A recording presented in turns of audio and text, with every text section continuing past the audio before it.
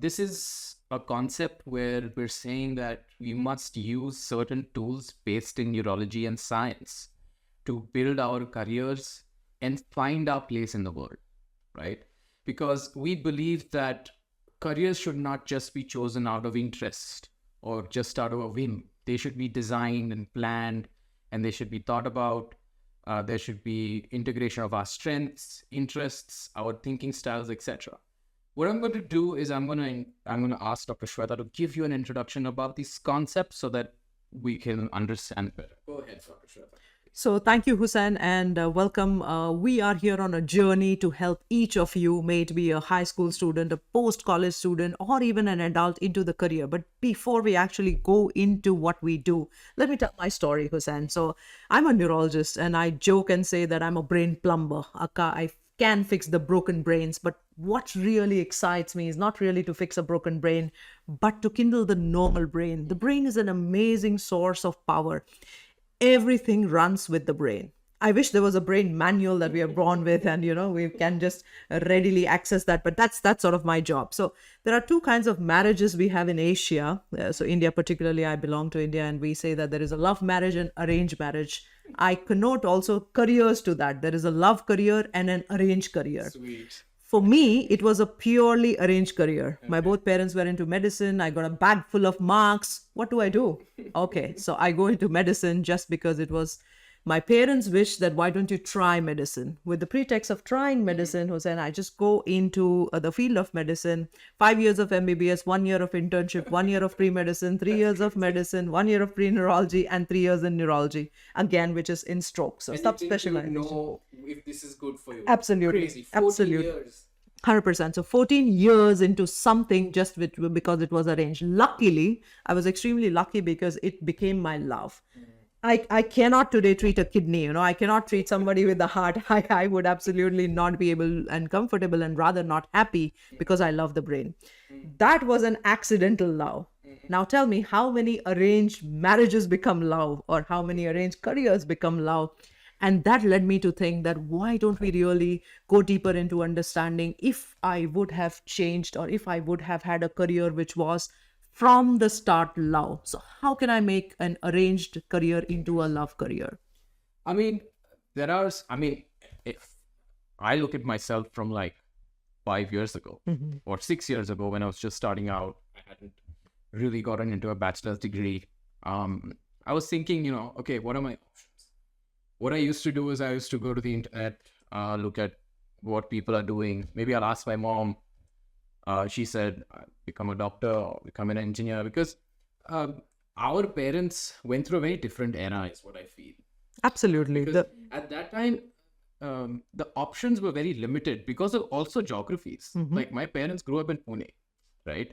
And so they were exposed to a couple of careers, a couple of options that they had because of the geography.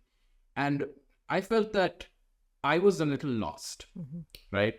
And I eventually ended up choosing science. And again, I got extremely lucky, which is why we connected, right? That's right. I got lucky with my career. I went from science to marketing to innovation to now neuroscience and enterprise building. But I feel like kids nowadays don't get that chance to explore. Because if you get into engineering, then, you have only a few paths open for you. But if with today's technology and today's access to the world, we are able to kind of help kids really navigate the space. Absolutely. And that's why we are here with the School of Future Readiness. So, Hussain, coming back to this, that, we have to understand brain. So we are asking an 8th grader or a 9th grader, or for that matter, the parents, to decide the path, and which is not just the career path, but also the subjects. Look at the curriculums that we have: IGCSE, GCSE, International Baccalaureate, American curriculum, Central Board India curriculum, ICSE. There's a ton of stuff out there. But at a 13 years old age, the brain is not mature. Let's talk about the brain's maturity. So the brain slowly sort of gets to the point of maturity, which does not happen. The main important lobe is called the frontal lobe, which decides the path for us, which is discriminating, and which does not happen until the age of 21. So where are we talking of a 13-year-old talking about the career? And this is unfortunately the state which we are in right now. And that is why we are here to sort of help find the place in the world, not just from the point of view of the career, but what country can the child go to? May it be United Kingdom or United States of America. Is there something which can guarantee that I would be successful in that particular environment, in that particular the part or the university which I'm put into? This is very important, and everything is driven by the brain. How do you, at such a young age, even be aware about it? In fact, there was a study which we conducted, and we found, as Hussain would remember that study, that roughly the child only knows around 7 to 8 careers. If you do a random interview for anybody who's 13 to 16-year-old, I bet and say it won't go beyond 10. And it is rightly so, although despite all the information that we receive from Google, there's ton of media around, you get influenced only by your environment. This is natural for the brain. So what we call as the circle of influence. The circle of influence can be the peers, circle of influence can be parents, teachers, the environment where the child is growing up into, and that sort of, decides or hints. But the point is it the only way that you should go about it? Not really. And that is what we are bringing, and that is what we are debating, that look, we need to completely change this formula inside out. Javed Habib, the really famous hairdresser. And I mean, you could be a really good hairdresser.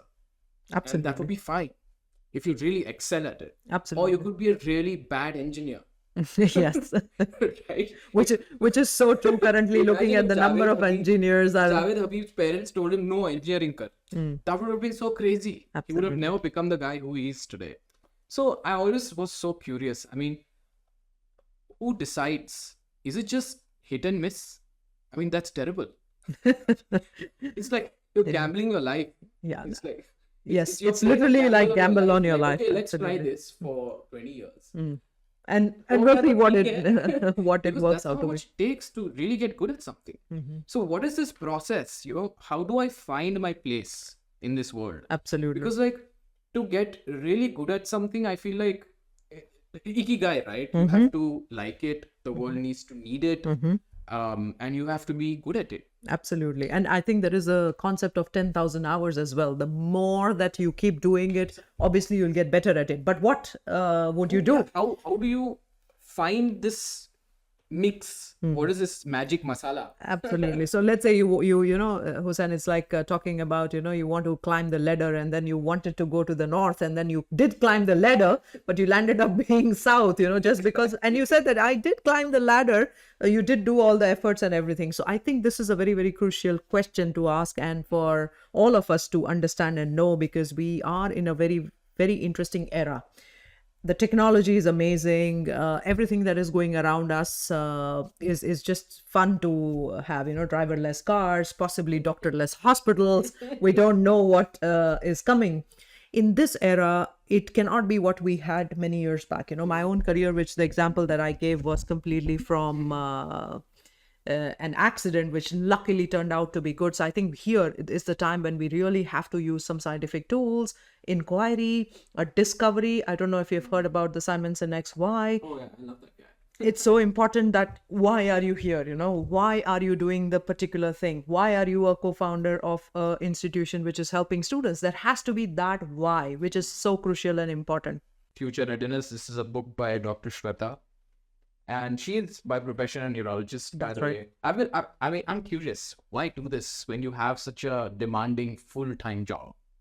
Yes, absolutely. I have a very, very demanding job. I don't know. Unfortunately, there's a lot of neurological problems. I always say that, I just don't want to do that, because that's just fixing the broken brains like a brain plumber. But I really want to give to the world the solution where, the problem is, you're talking to a 13-year-old about the careers without actually giving him the opportunities to understand and know what those careers are. So the School of Future Readiness Foundation was laid around 7 or 8 years back with my own career, So I was in Canada. It was minus 40 degrees Celsius outside. I was just sipping a cup of coffee, and I wondered, I finished 14 years of medicine. Am I suitable for this? And that was the question which was really burning and paining me. And I said, okay, I'm going to take 6 months sabbatical. I just go out of the scene and try and know who I am. In that journey, I was able to roughly do around 70 odd psychometric tools and assessments. I blew 7-0. That's right, 7-0. And I blew thousands of dollars, My parents hated me for that because whatever I had earned during that time, I just blew it away. I must have met at least 5 or 6 top career experts in the world. So I just packed my bags. I traveled to US, Australia, Canada. I really wanted to know what is it that they can offer me? What is the best that I can do? With that discovery, what I understood, and by the way, that was the best time of my life, because you are trying now to think and fit what is the best thing for you. So that was interesting. It was very clear that I'm extremely creative.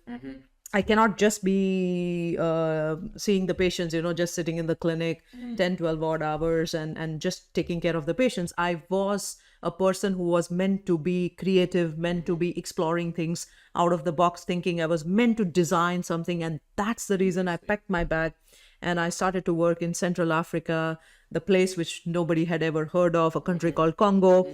And after that, I had couple of stints with the United Nations, a project with UNITAR. All this helped me to understand who I am. And that led me to further go ahead and do my own MBA from University of Cambridge, which was completely paid for. That's scholarship paid for. And that was not possible if I would not have had that pause, reflect, and understand who I am really. The one tool which sort of changed my life was related to understanding the brain design. How do you think? The way you think, obviously, you're going to act.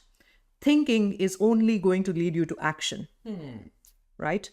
If you're not aware what is your thinking type, you would not know what will be your actions. I'm confused. When you say how you think, is that aptitude? Most people think that aptitude is sort of the go-to for the careers, which is not true, because aptitude is testing your skills. Are you doing your math problem correctly? Then you have an aptitude for math. If you're doing your English probably correctly, that you have an aptitude for English. But that's not what we are talking when we are talking of thinking. So how would you be solving a particular problem? What is your thinking attitude towards a particular problem? It's kind of like we're saying that it's not the outcome. We're talking about, when you say thinking, we're talking about how your brain got to the outcome. That's right. Right? That's right. Which path did it take? Absolutely. Absolutely. Did you count on your fingers if you're doing a math, or did you imagine the numbers? I don't know. What else? Count the sheep, whatever. Correct. But how the brain got to 2 + 2 That's right. is equal to 4 instead of the output 4. So you would say that aptitude tests focus on the output. Skills of doing that. Yes. But this thinking brain test focuses on the process. Was it 2 + 2? Correct. Was it 3 + 1? Correct. Was it 1 + 1 + 1 + 1 is equal to 4? Yeah, that makes sense. It's kind of looking inside the brain. Absolutely. It's literally dissecting the brain, and we have done with thousands of students. And okay, we're not using any scalpels. Yes, it's completely non-interventional. And by the way, we can do that same for Elon Musk's brain or Mark Zuckerberg's brain or, Bill Gates' brain. Why do you think what it takes for Warren Buffett to be successful? If we know what is going on in terms of the thinking, we can make all this happen. So that's the inspiration for the book Future Ready Now, and also available on Amazon, by the way. Yes, it's available across 3,000 stores globally, and the school is digital completely. You can just check out the options, but you can just talk to us. We are here to help, and we are here to sort of bring this solution to this problem, which is people think it's very easy to solve, but I don't think so. Talking to multiple students, we realize that, they are stressed. Parents are stressed. Obviously parents are at a period in life where they're having their own midlife crisis. There's a career pressure, there's a financial pressure, there's so many things happening. And the poor student, poor guy who's... It's like my kid is asking me, which career they should take. And I have to say, I don't know about my career. Yes, awesome. How will I tell you about yours? Because I still don't know. Absolutely. I mean, this is actually an upcoming issue where a lot of people are having career crisis now, because the world, I feel, is changing so fast. Absolutely. I mean, the speed at which technology is growing, AI didn't exist as a career, I don't know, 10 years ago. Totally not. It was not there. Absolutely. So my parents did not have the option to work in AI. Or for example, a social media manager. Today, there's so much scope as a social media manager. Did it exist No. 10 years ago? Because there was no social media. And to put to that point something interesting which is going to happen in 2030. 2030 is not far up, you know. They're going to be, each person is going to have at least 7 portfolio careers. By the way, not 1 but 7. This is the prediction from one of the top World Economic Council forum, and this is to suggest and say that we are indeed in Industry 4.0. Industry 1.0 was very simple, 2 was still simpler, but I think what is now going to happen is that we all will have to upskill. We'll all have to understand what is our real make. What is that we can offer the best, the ikigai that you talked about. And that is only the way to be successful. That is the only way to find our place in the world and make it happen appropriately. And that is what I have discussed in one of the chapters in the book as well. Industry 4.0, you know, I'm curious. Absolutely. We all should be aware that we are in Industry 4.0. But let me start from Industry 1.0. So that was all when the steam engine and the steam power, etc., was invented, you know. Then came the assembly line from Henry Ford. We all know how Ford materialized the assembly line production. That was Industry 2.0. Then came partial automation of the things, that is Industry 3.0. And today we have robots and computers like Sophia and complete automation, which is Industry 4.0. And I presume that most of the stuff which will become redundant is going to be where a lot of processes can be made automated. And all that automation is part of the Industry 4.0. So I think we have sort of moved from mechanical labor to mental labor. Well put. Yes. That's what I felt. Right. And has the education... What will happen? I'm just wondering, you know, that even that mental labor sort of goes away. That we have now creativity, only creativity. Has our education system, our way to evaluate our life, have they kept up with this change? I think this is a fantastic question. Let me start from the healthcare perspective. Okay, I would say that the medicine is advancing, but health is deteriorating. So this is the same. They can fix your problem better, but you're getting your problems faster. much more and much faster. You know, okay. Exactly the same thing for education. I mean, education system is trying to catch up to the trends, but really it is not there yet. Education system takes us, it's a slow process, because to train the teachers, to train and design the curriculums, to make the student upskill faster is not easy. And that is where there is a lag, and that lag will always remain. And that is the lag which can be dangerous, you know. And that is what we have to, you know, somewhere or other fill it in various ways. And one of those ways, one of those really smart ways would be to understand how we can individually guide our child, you know, if it's a 13-year-old to a 16-year-old, in terms of at least understanding what the world needs. 13 to 16 is a very, very delicate age. You know, your brain is not formed properly. Your hormones are all shooting up wild and crazy. You have the influence of your peers, which is quite strong. You are into a generation where you have access to social media pretty much day in and day out. You have access to all your computers and information. We are living with an information super hype. Doc, I have a question. Can you describe the changes that come in between the ages of 10 to 16 in a child's brain? It's a very, very delicate age, you know, and especially my heart goes to all the parents who have been having these teenage children, because that brain is a very, very sensitive brain. It's a touchy brain. Let's call it a touchy brain, you know. So everything that comes to them is filtered through their own perceptions. There is a shift from understanding complete perception to understanding other people's perception. So they are somewhere in that middle period where it is very difficult for them to empathize with what the parents are telling, as well as to understand what is happening in their peer circle. What really happens is that they catch on anything. They are like literally, you know, sponges of all. Let's call them as free sponges. If there is a bad company, they can get hook on to having drugs or etc. You know, most parents would find it very difficult for them to now talk to them, you know, because they have their own identity. So it's kind of a partial identity. So kind of like also the identity crisis. So it's all messed up, you know. Those brains are the brains which are the most messed up. The younger the brain, it is easy to sort of, you know, pop in whatever you want. Yeah, absolutely. You can shape it, you can guide it. The older the brain, sort of the mature brain, you can still sort of filter and defilter and try to get the information. But this middle period is extremely... So it's kind of a transition between, say, a sponge that absorbs to, say, adolescence and adulthood, where a sponge, where it now can give out into the world when they reach. So this transition phase is really important, and proper guidance in this time is in the need of the hour for kids to really flourish. No single teenager is going to sleep on time. Period.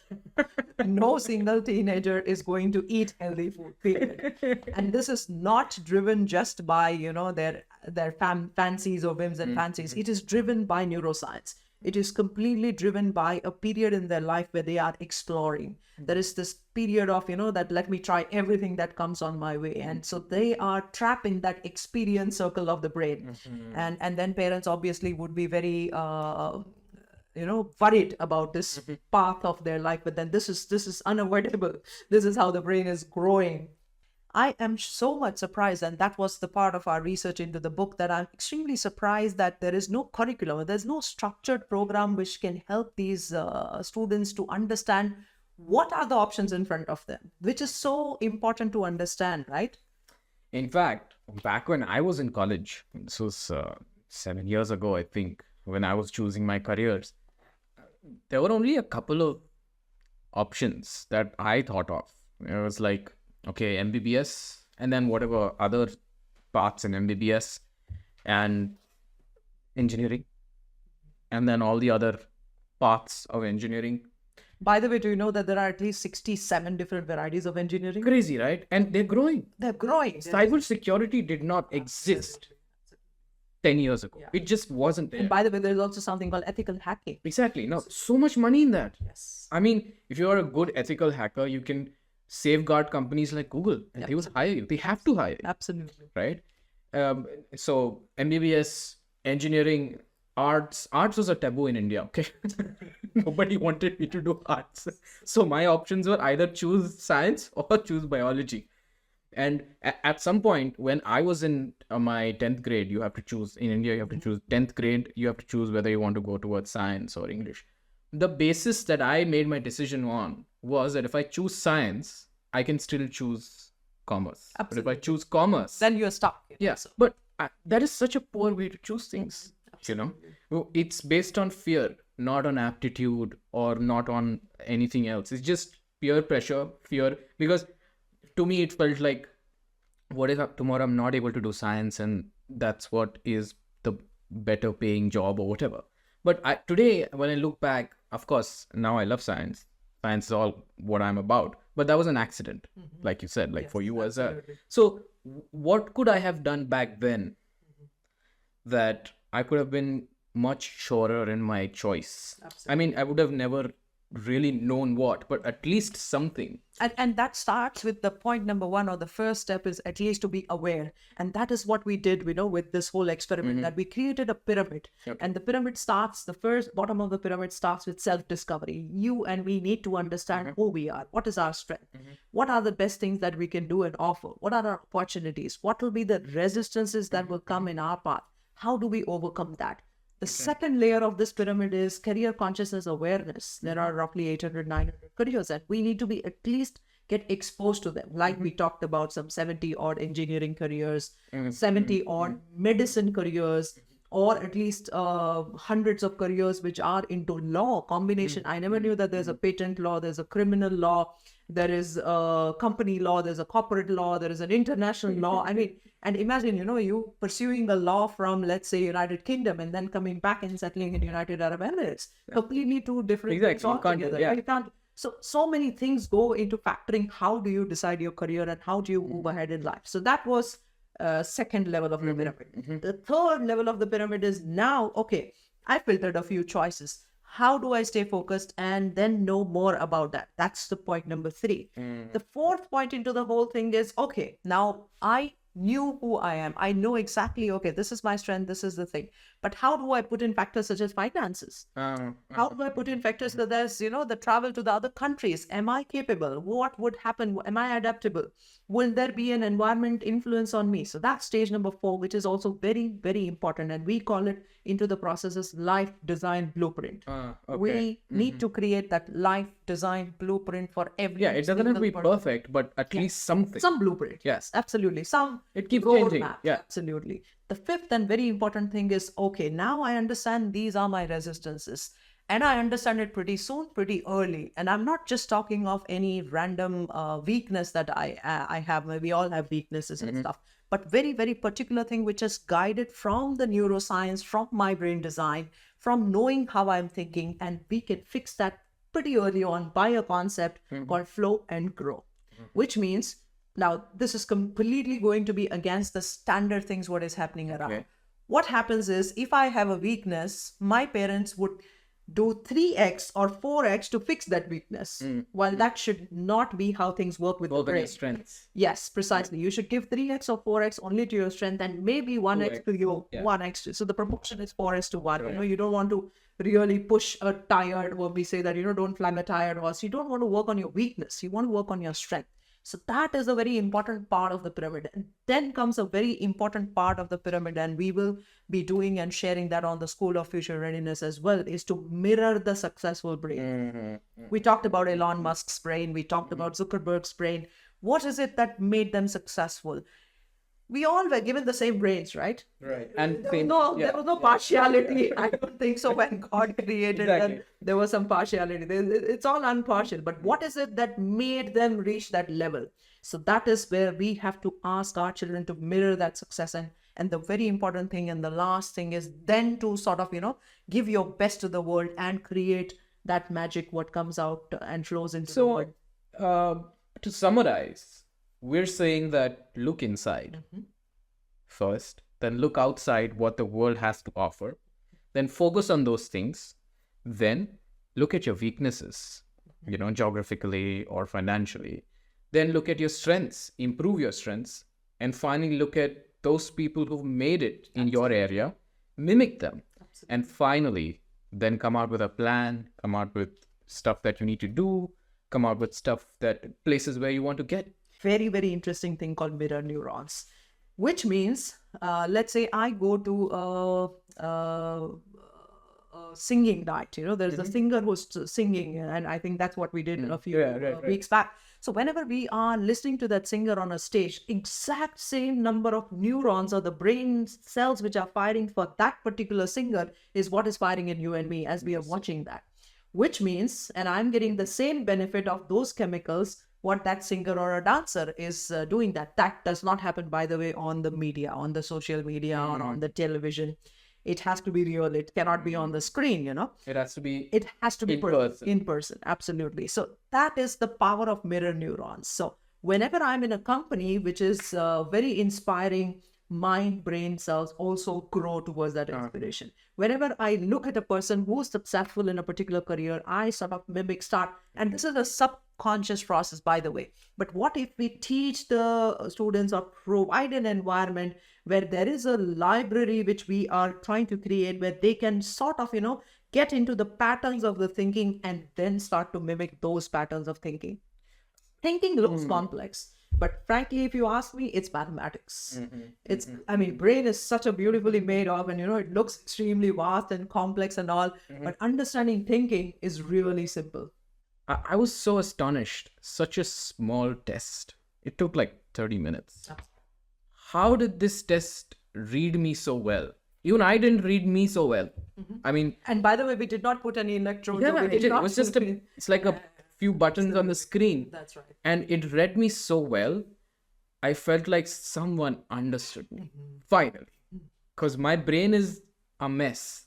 Like everybody, somewhere. I know it's a mess. And I thought something's wrong with me, or maybe I'm just lazy. But there is a reason to the way I operate. I operate in complete chaos. But that's what makes me good at innovation.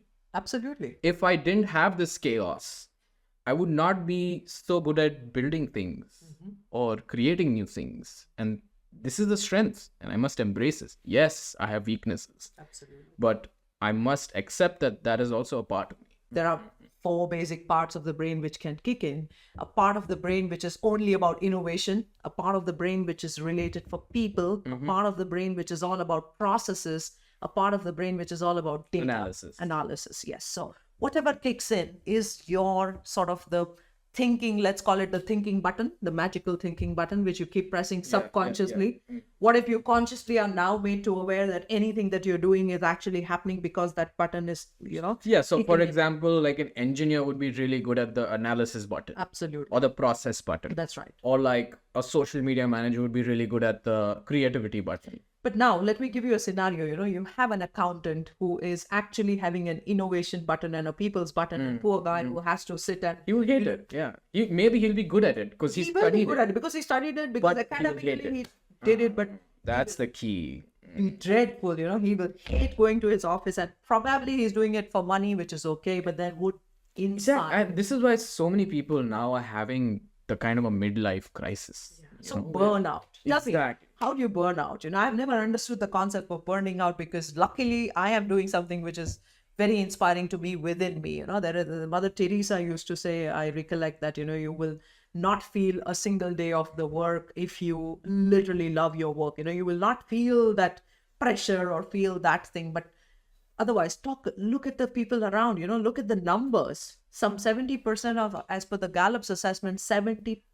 Now 70% is a big number, are disengaged at work. Wow. Imagine if a lot more people, everything would be better. Profits would be better. People would be happier. Companies would do well. And let me give you one more fact and data, which is very important for us to understand, that 70% of our time is spent in work. If you have a 24 hours, maybe you go to sleep for 10 hours, 8 hours. As a doctor, I would definitely go by the more side of it, because I don't want people to struggle 3-4 hours. Let's say 8 or 10 hours, then remaining couple of hours for your daily errands. Imagine the number of the time, 10 solid hours you spend at work, and multiply that to the number of the years that you live. You will have an astonishing number that you spend at work. And this decision is made by a 13-year-old.